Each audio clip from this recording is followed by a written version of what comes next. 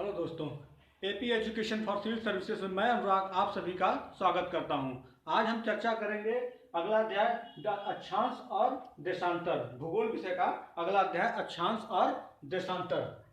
तो अक्षांश और देशांतर शुरू करने से पहले हम ये बता दें कि अक्षांश और देशांतर की जरूरत क्यों पड़ी। मान लीजिए हम जैसे पृथ्वी पर किसी भी स्थान की सही स्थिति पता करने के लिए अक्षांश और देशांतर रेखाओं का प्रयोग किया जाता है। अक्षांश और देशांतर रेखाएं कोई वास्तविक रेखाएं नहीं है, यह एक काल्पनिक रेखाएं हैं।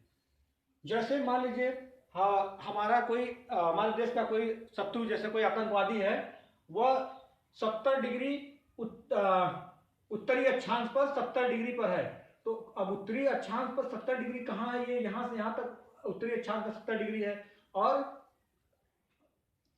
मान लीजिए पता चले कि पूर्वी देशांतर पर 60 डिग्री पूर्वी देशांतर पर के मिलन बिंदु पर है।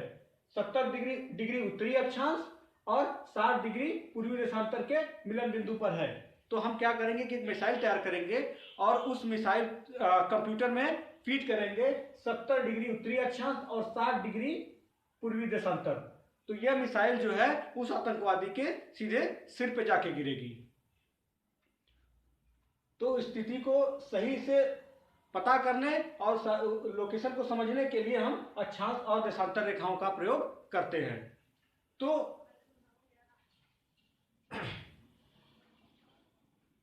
ये अक्षांश रेखा है। 0 डिग्री भी एक अक्षांश रेखा है। 0 डिग्री यानी विषुवत रेखा पृथ्वी को दो गोलार्धों, एक उत्तरी गोलार्ध और दक्षिणी गोलार्ध, दो भागों में विभाजित करती है, एक उत्तरी गोलार्ध और दक्षिणी गोलार्ध। तो आइए देखते हैं अक्षांश क्या होता है। उत्तरी अक्षांश, उत्तरी गोलार्ध एवं दक्षिणी गोलार्ध पृथ्वी के उत्तर में या दक्षिण में किसी बिंदु की पृथ्वी के केंद्र से मापी गई कोणीय दूरी अक्षांश कहलाती है। पृथ्वी के उत्तर में या दक्षिण में किसी बिंदु की पृथ्वी के केंद्र से मापी गई कोणीय दूरी अक्षांश कहलाती है। जैसे ये पृथ्वी का केंद्र हो गया, मान लीजिए कोई बिंदु हो गई है, ये मान लीजिए कोई बिंदु हो गई। तो यहां से इस बिंदु से पृथ्वी के केंद्र से उत्तरी गोलार्ध में उत्तर में एक बिंदु से मापी गई कोणीय दूरी अक्षांश कहलाती है। तो ये हमारा मान लीजिए कोणीय दूरी है हमारी 40 डिग्री हो गई, 40 डिग्री अक्षांश।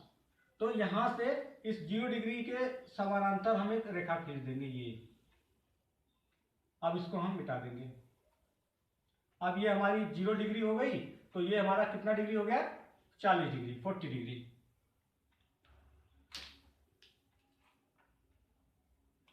40 डिग्री हो गई।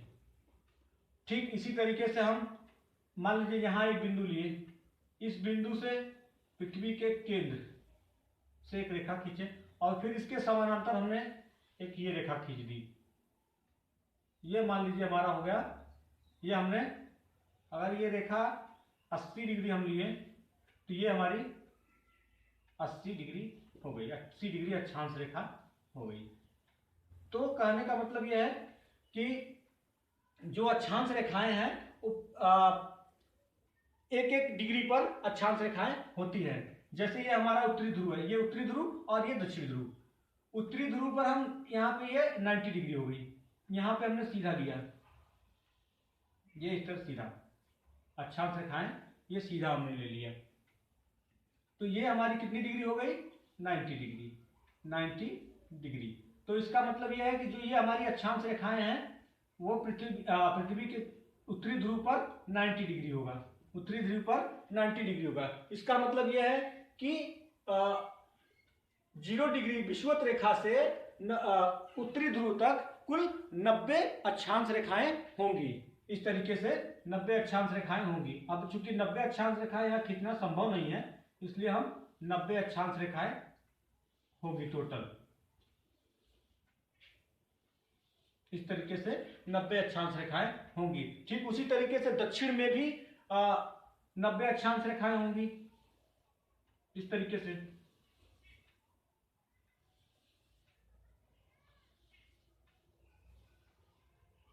अक्षांश रेखाएं होंगी। अनुराग एक मिनट।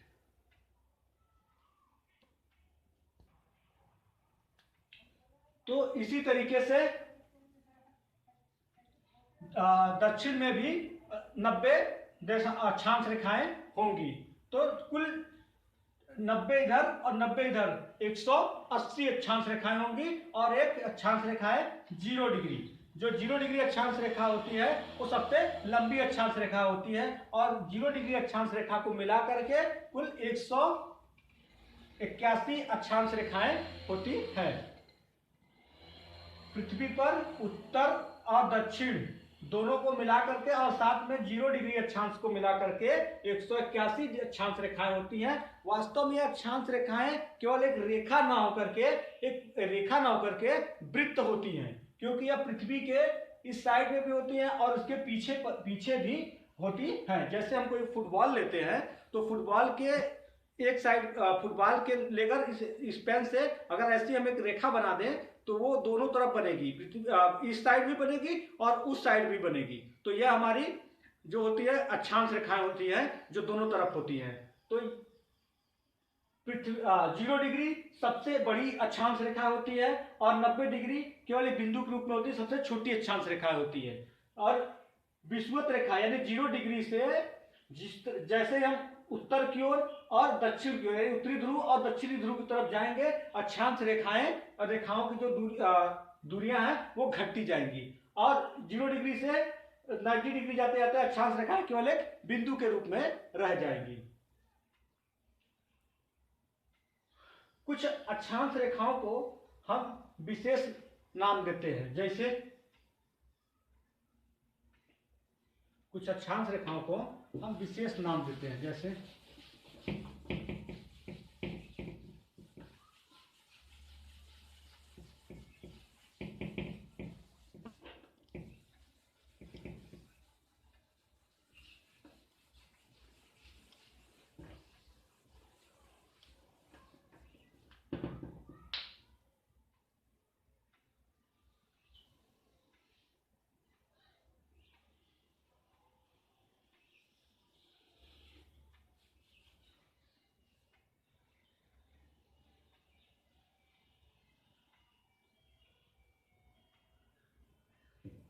जैसे ये हमारी विषुवत रेखा हो गई 0 डिग्री। ये 0 डिग्री अक्षांश हो गई। और ये हमारी 23.5 डिग्री अक्षांश हो गई उत्तर में। और ये 23.5 डिग्री अक्षांश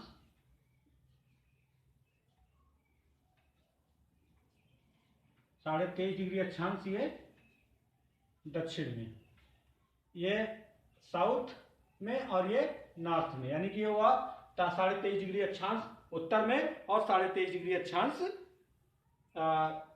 दक्षिण में।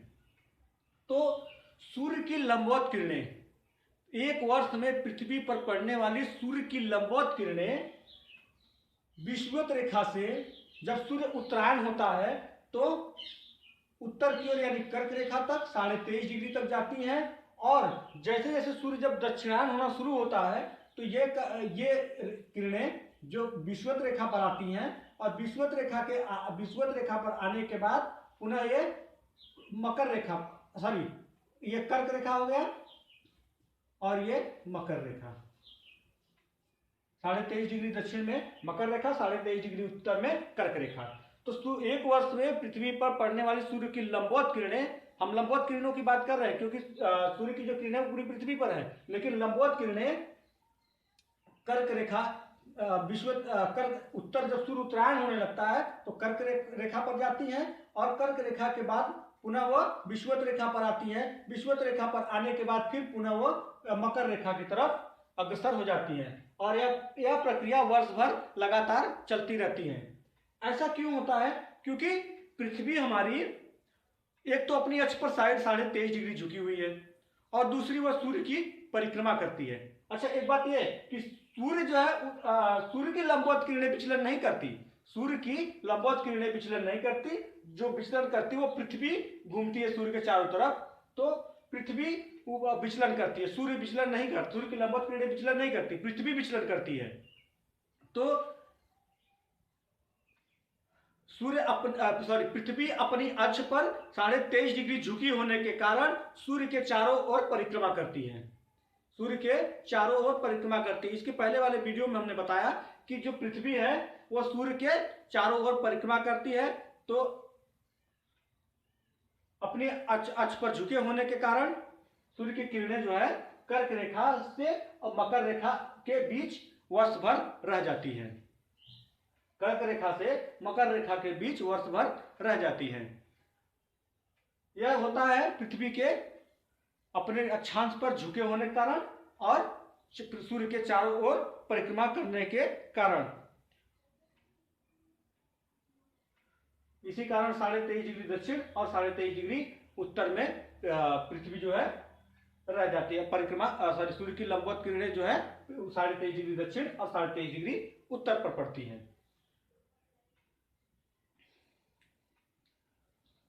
तो ये रही कर्क रेखा और इसकी बीच की बातें। और हाँ, एक बात और, दो अक्षांशों के मध्य की दूरी 111 किलोमीटर होता है। यानी हम कहें कि यदि हम 0 डिग्री अक्षांश पर खड़े हैं और हमारा कोई मित्र है जो 1 डिग्री अक्षांश पर खड़ा है, तो हमारे और उसके बीच 111 किलोमीटर का अंतर होगा। यदि कोई हमारा मित्र जो है 2 डिग्री अक्षांश पे खड़ा है, तो हमारे और उसके बीच 222 किलोमीटर का अंतर होगा। अक्षांश रेखाएं जो है कोई काल्पनिक रेखा, वास्तविक रेखा नहीं है, यह पृथ्वी पर खींची हुई एक काल्पनिक रेखा है। अक्षांश रेखाएं पृथ्वी पर खींची हुई एक काल्पनिक रेखाएं हैं। आइए अब जो है अक्षांश रेखाओं के बारे में जो है कि अब अक्षांश रेखाएं समाप्त हो गई। अब देशांतर रेखाओं के बारे में बात करते हैं।